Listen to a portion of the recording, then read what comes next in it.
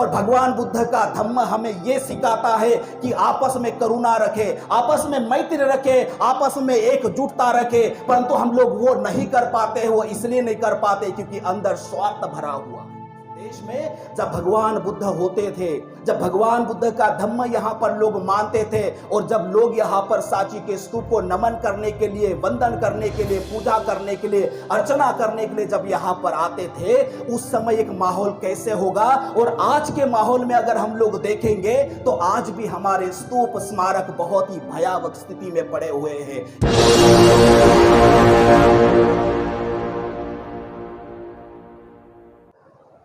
तथागत कहते हैं इस संसार में बुद्ध का पैदा होना सुखकर है, उनके सतधम्म को श्रवण करना सुखकर है, संगठित होकर तप करना सुखकर है, और सुखकर है संगठित होकर तप करना, सेवा करना, तपश्चर्या करना और किसी भी कार्य को एकजुट होकर अंजाम देना। शांति के अग्रदूत, करुणा के महासागर, दुख मुक्त, अनंत सम्यक संबुद्ध, देव एवं मनुष्य के शास्त्रा, विद्या एवं आचरण में परिपूर्ण, जिन्होंने 2500 वर्ष पूर्व इसी भारत भूमि में एक पावन पवित्र सतधम्म की स्थापना की, जो सतधम्म सुआख्यात है, यथार्थ है, बुद्धिजीवी द्वारा बुद्धि की कसौटी पर जांचा गया है, जिसके आचरण से हर एक व्यक्ति निब्बान को प्राप्त होता है। ऐसा पावन पवित्र सतधम्म बौद्ध धम्म, और इसी बौद्ध धम्म का प्रचार एवं प्रसार करने वाला श्रावक संघ जो न्याय मार्ग पर चल रहा है, सुमार्ग पर चल रहा है, जिन्हें अतिथि बनाने से हमें पुण्य मिलता है, जिन्हें दान देने से हमारी दान पारमिता पुष्ट होती है, ऐसा पावन पवित्र श्रावक संघ, और जिनके महान त्याग से, जिनके महान उपकारों से आज हम मानव बन के जी रहे हैं, ऐसे मानवीय अधिकार दिलाने वाले परमपिता बोधिसत्व डॉक्टर बाबा साहब अम्बेडकर, इनकी धम्म क्रांति को जीवन समर्पित। मंच पर उपस्थित हमारे श्रद्धेय पूजनीय भदंत अग्घा पंडित ज्ञानेश्वर बंते जी, जो कुशीनगर से विशेष करके आप सब लोगों को आशीर्वाद देने के लिए और इस कार्यक्रम के साक्षी बनने के लिए कुशीनगर से बाय कार से हमारे बीच में आए, उनके लिए एक बार साधुवाद के साथ साथ तालियों से बंते जी का अभिवादन। हमारे बीच में भदंत करुणाकर जी, जो बहुत ही, वो हमें एंग बोलते हैं परंतु हम उनके अंदर वो एंगनेस देखते हैं, तरुणाई देखते हैं, क्योंकि उनका बोलने का तरीका, बोलने की बात आज भी तरुण के जैसे ही है। तो उनको भी मैं बहुत बहुत नमन करता हूँ, प्रणाम करता हूँ। डॉक्टर चंद्रकीर्ति जी और पूजनीय भदंत इस मंच पर मध्य प्रदेश और यूपी आसपास के विभिन्न जगहों से आए हुए हमारे पूजनीय भिक्षु संघ, इनको सबको नमन। आज 2 दिवसीय ये विशाल बौद्ध धम्म संगति समारोह सांची विश्व प्रसिद्ध इस स्तूप में ये पहला कार्यक्रम बनाने के लिए जो मेहनत, ये कार्यक्रम आयोजित करने के लिए जो संघर्ष, इस कार्यक्रम को सफल करने के लिए जो मानसिक और शारीरिक रूप से जो कठिनाई आई होगी, परंतु मध्य प्रदेश के इतिहास में ये सांची प्रांगण में, सांची मेला के बाद अगर कोई कार्यक्रम यहाँ पर बौद्धों का हुआ होगा तो ये राष्ट्रीय बौद्ध महासभा का ये कार्यक्रम हुआ। और इसके लिए मैं राष्ट्रीय बौद्ध महासभा के संस्थापक अध्यक्ष धर्म प्रकाश भारती जी को मैं बहुत सारा हृदय से साधुवाद देता हूँ, धन्यवाद देता हूँ। मैं इस देश के अंदर देखता हूं बहुत सारे लोग राजनीतिक बात करते हैं, धर्म की भी बात करते हैं, समाज की भी बात करते हैं, परंतु ये एक ऐसा व्यक्ति है जिस व्यक्ति ने राजनीति को साइड में रख दिया और धर्म की शरण में आकर धर्म के प्रचार और प्रसार के लिए अपना संपूर्ण जीवन समर्पित कर दिया और राष्ट्रीय बौद्ध महासभा का निर्माण करके मध्य प्रदेश के बौद्धों को जोड़ने का काम अगर किसी ने किया होगा तो धर्म प्रकाश भारती जी है। एक बार जोरदार तालियों के साथ धर्म प्रकाश भारती जी के लिए स्वागत करिए। ये बहुत कम है और जोर से बजनी चाहिए,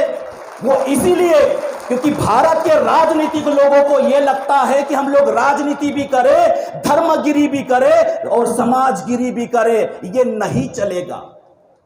भोपाल के अंदर ऐसे बहुत लोग हैं जो राजनीतिक भी करते हैं, समाजगिरी भी करते हैं और धर्मगिरी भी करते हैं, परंतु राष्ट्रीय बौद्ध महासभा में मैं देख रहा हूं कि धर्म प्रकाश भारती जी ने अपना संपूर्ण जीवन, और जब से हम लोग उनको 10 साल से देख रहे हैं तब से लेके अभी तक, और जब से राष्ट्रीय बौद्ध महासभा का गठन हुआ तब से लेके अभी तक निस्वार्थ भावना के साथ लोगों को जोड़ने का काम वो कर रहे हैं। उनकी टीम के लिए भी मैं हृदय से साधुवाद देता हूं। कमलेश जी और उनकी पूरी टीम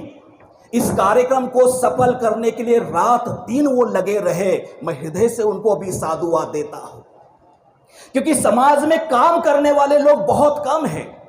यहां पर बुद्ध की बात बताने वाले लोग बहुत मिलेंगे, ज्ञानी मिलेंगे, पंडित मिलेंगे और बहुत ही सुंदर सुंदर बोलने वाले भी मिलेंगे, परंतु धर्म के लिए काम करने वाला, धर्म के लिए समय निकालने वाला बहुत कम होगा। मैं आप सब लोगों को भी हृदय से साधुवाद देता हूं जो दूर दराज से आप लोग यहां पर आकर इस कार्यक्रम को आप लोगों ने सफल बनाया है। आज समाज के अंदर हम लोग देख रहे हैं, आज विगत 5-6 माह के पहले राष्ट्रीय बौद्ध महासभा के द्वारा सांची के इस विश्व प्रसिद्ध धरा पर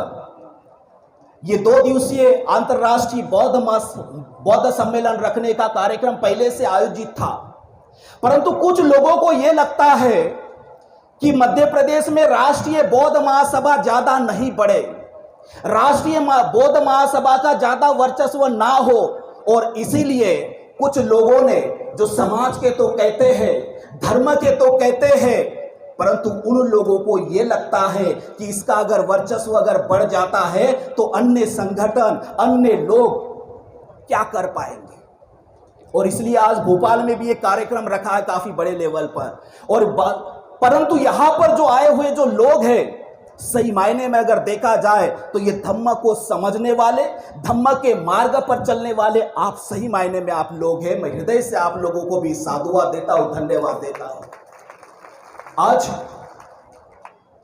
कोई कल्पना भी नहीं कर सकता है कि सांची में,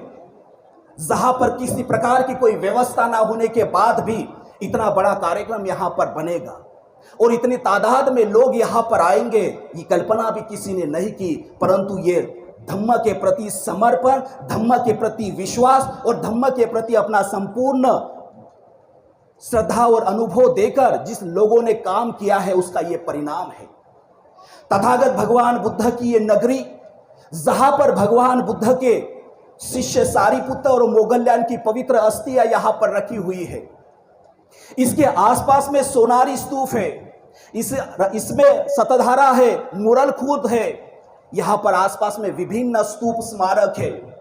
आज अगर हम लोग देखेंगे, सांची के अलावा जितने भी यहाँ पर स्तूप है, स्मारक है, उनकी स्थिति आज भी भयावह है, आज भी बहुत ही भयावह है। अगर हम लोग देखेंगे तो हमें समझेगा कि इस देश में जब भगवान बुद्ध होते थे, जब भगवान बुद्ध का धम्म यहाँ पर लोग मानते थे और जब लोग यहाँ पर सांची के स्तूप को नमन करने के लिए, वंदन करने के लिए, पूजा करने के लिए, अर्चना करने के लिए जब यहाँ पर आते थे, उस समय एक माहौल कैसे होगा। और आज के माहौल में अगर हम लोग देखेंगे तो आज भी हमारे स्तूप स्मारक बहुत ही भयावह स्थिति में पड़े हुए हैं। इसका कारण यह है कि आज हम लोगों के पास वो पावर नहीं है और उसकी वजह से हम लोग उनकी वो स्थिति नहीं ठीक नहीं कर पा रहे हैं।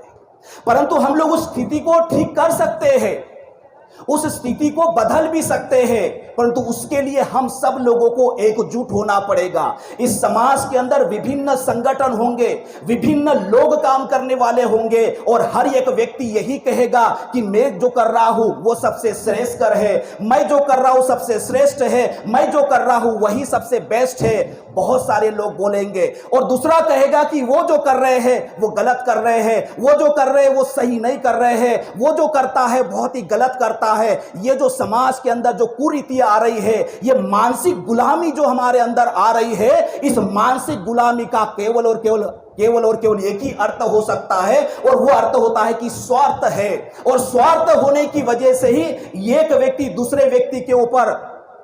ब्लेम कर रहा है, एक व्यक्ति दूसरे व्यक्ति के ऊपर दोषारोपण कर रहा है, एक व्यक्ति दूसरे को ने क्या नीचा दिखाने का प्रयास करते हैं। परंतु हम लोग ये भूल जाते हैं कि हम सभी लोग भगवान बुद्ध के मार्ग पर चलने वाले हैं, भगवान बुद्ध के मार्ग का अनुसरण करने वाले हैं, बाबा साहब आंबेडकर के मार्ग पर चलने वाले हम सब लोग हैं। हम ये भूल जाते हैं, और भगवान बुद्ध का धम्म हमें ये सिखाता है कि आपस में करुणा रखे, आपस में मैत्री रखे, आपस में एकजुटता रखे, परंतु हम लोग वो नहीं कर पाते हैं। वो इसलिए नहीं कर पाते क्योंकि अंदर स्वार्थ भरा हुआ है। मंत्री जी, आपका टाइम समाप्त हो गया। बहुत बहुत धन्यवाद, थैंक यू।